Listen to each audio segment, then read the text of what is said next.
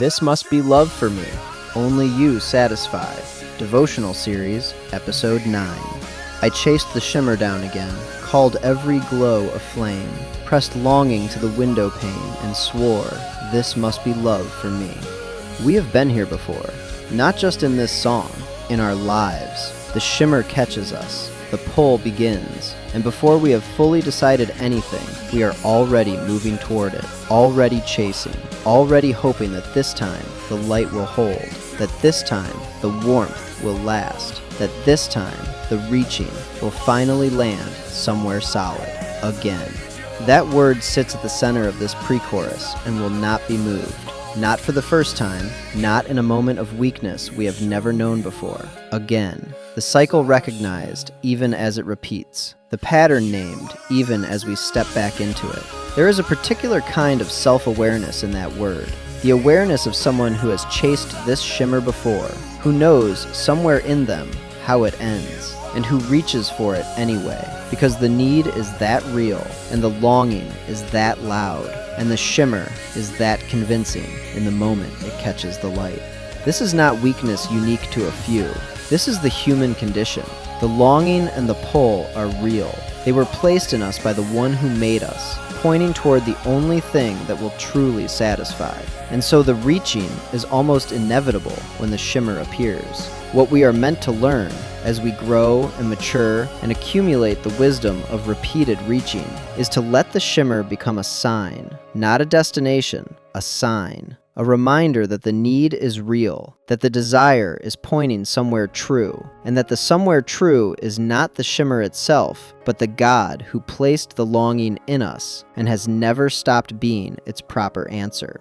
In those moments, when the shimmer catches us and the pull begins, the invitation is to turn to Him, to bring the need to the only one who can truly hold it, to weep together with Him, if necessary, over the ache of being as yet not fully fulfilled, to say, I feel this again, and I need you, and I know you are the only one who truly understands what this longing is for.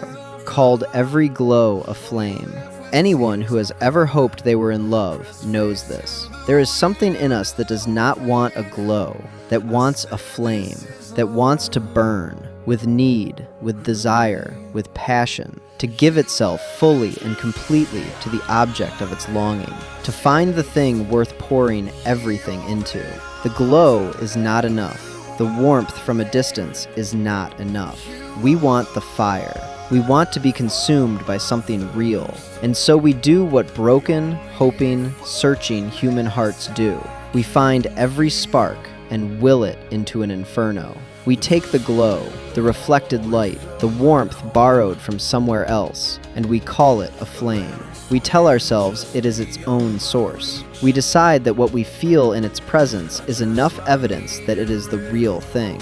But a glow is not a flame. A reflection is not the source. And when we pour ourselves into something that was only ever reflecting light from elsewhere, when we give our hearts fully to something that was never its own fire, we do not find the warmth we were looking for.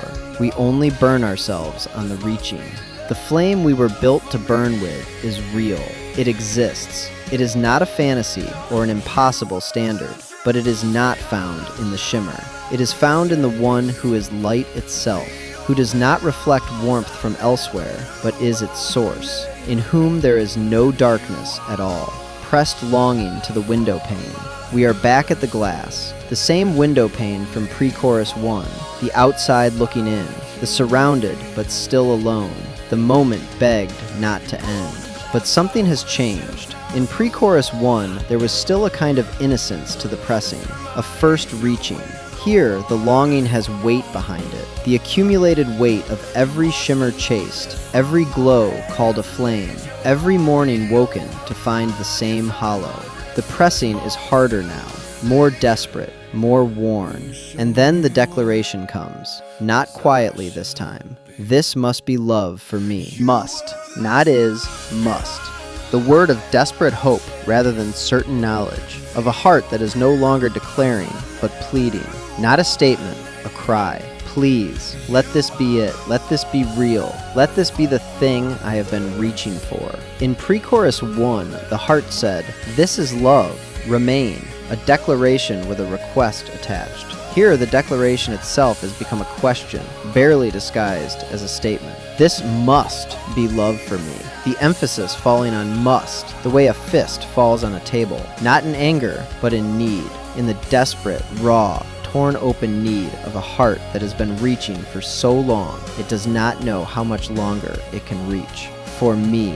Can you hear what lives inside those two words? It is not just a declaration of possession. It is a cry to be seen. Can you see me? Can you hear me? Does anyone know that I am here? That I need this? That I am not so different from everyone else who seems to simply have what I am reaching for? I need love too. This, whatever this is, however insufficient, however dressed up in roses and called by names it hasn't earned, this must be love for me, because I cannot bear the alternative, because the hollow is too loud and the night is too long and the shimmer was so convincing, and I need something to hold.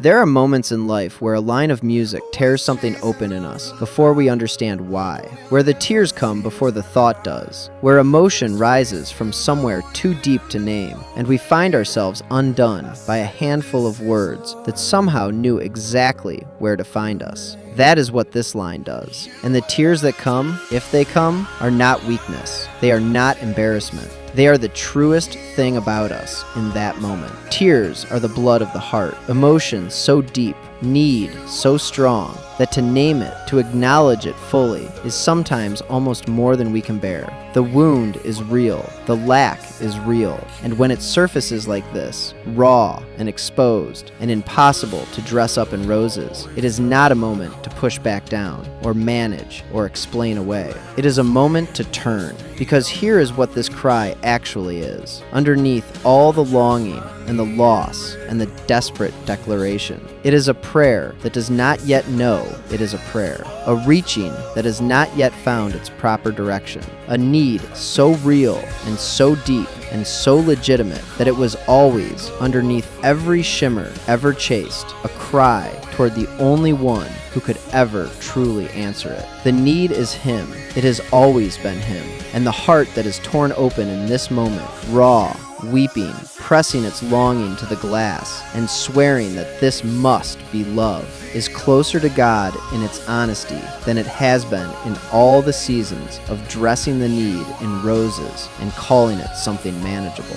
Bring it to Him, all of it, the shimmer you chased, the glow you called a flame, the longing pressed to the window pane, the desperate swearing that this must be love for me. Bring the raw wound and the exposed need and the tears that come from somewhere too deep to name. He is not surprised by any of it. He is not disappointed. He is not waiting for you to have it more together before He will meet you. He is already there in the cry itself, waiting to be recognized as the answer to the very need that produced it. The Lord is close to the brokenhearted and saves those who are crushed in spirit. Psalm 34:18. Close. Not distant, not watching from a careful remove, not waiting until the wound is cleaned up and presentable. Close, right there, in the broken, torn open, this must be love for me moment. And He heals the brokenhearted and binds up their wounds. Psalm 147:3.